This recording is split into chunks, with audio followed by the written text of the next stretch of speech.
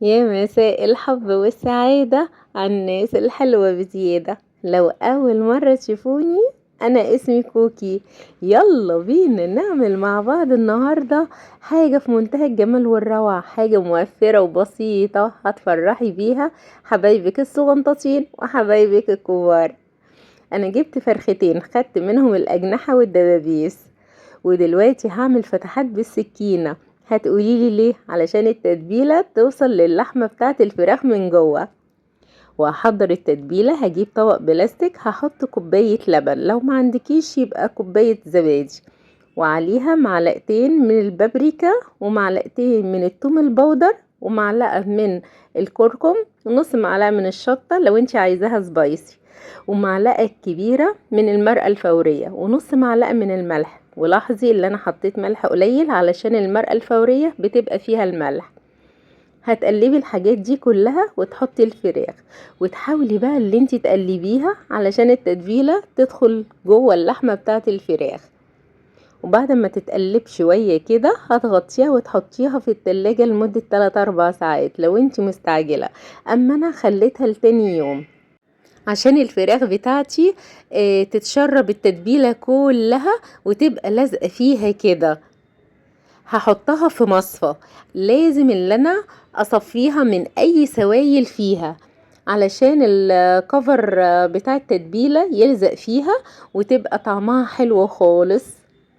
هنحضر الكفر بتاع القشرة الخارجية، عبارة عن 3 كوبايات كبار من الدقيق. كل كوباية دقيق تحطي عليها معلقة نشا، يعني 3 كوبايات دقيق عليهم 3 معالق من النشا، ومعلقة كبيرة من البيكنج باودر ونص معلقة صغيرة من الملح. بس خلاص، ما تحطيش اي توابل تانية. هتقلبيها ولازم يبقى معاكي مية متلجة فيها قطع تلج، ده اللي بيثبت الكفر القشرة الخارجية على الكنتاكي.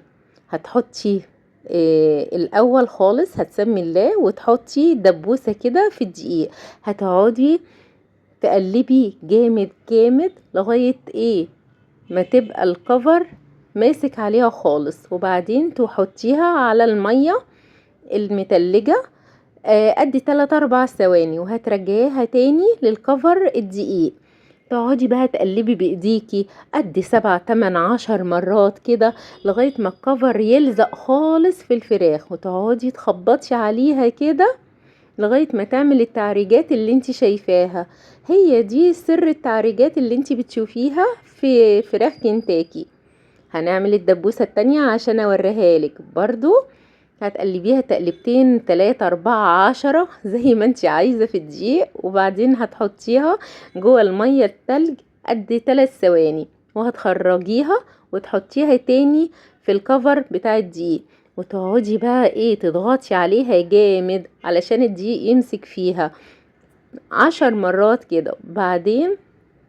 بعدها بتضغطي عليها وتضربيها لغاية ما تعمل التعريجات اللي انتي شايفاها دي. بس يا ستي كده عملنا الدبابيش، شايفاها؟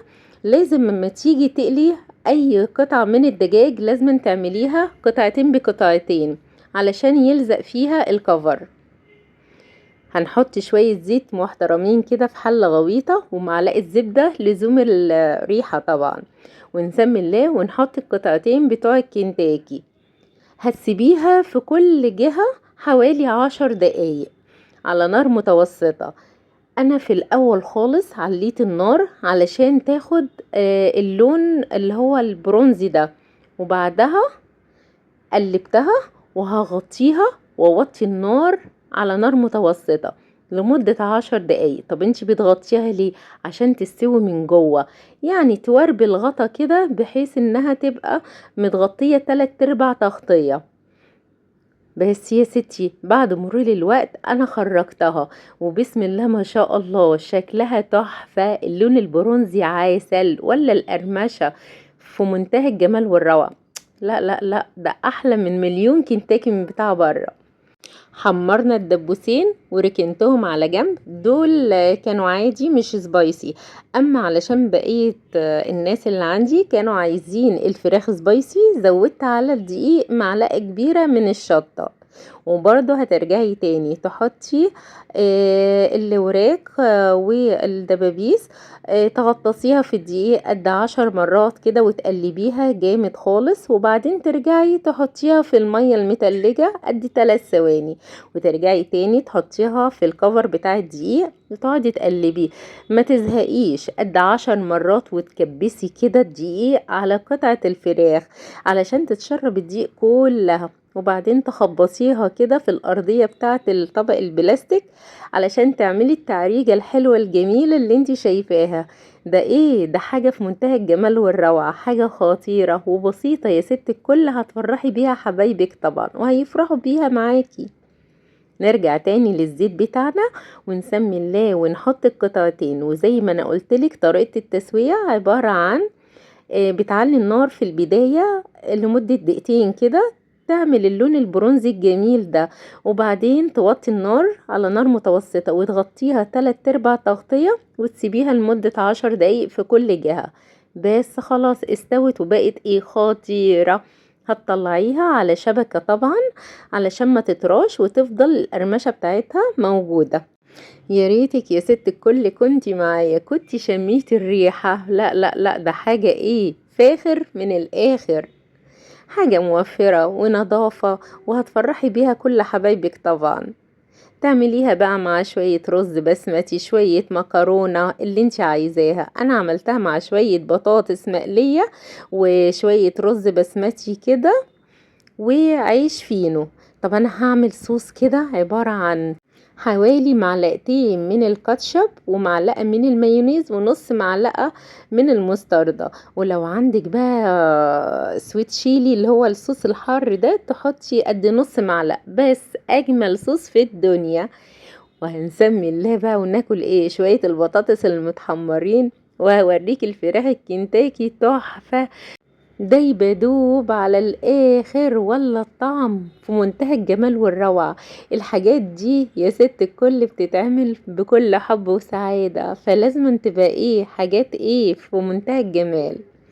يا ريتك يا ست الكل ما تكسليش وتعملي الحاجات الحلوة دي لحبايبك. هتفرحي معاهم طبعا، وهتعملي يعني أكل نظيف أحلى من فراخ كنتاكي بتاعت بره. بسم الله ما شاء الله، بألف هنا وصحتين، واستنوني مع طبخة جديدة وأكلة جديدة من مطبخ كوكي. بحبكم في الله.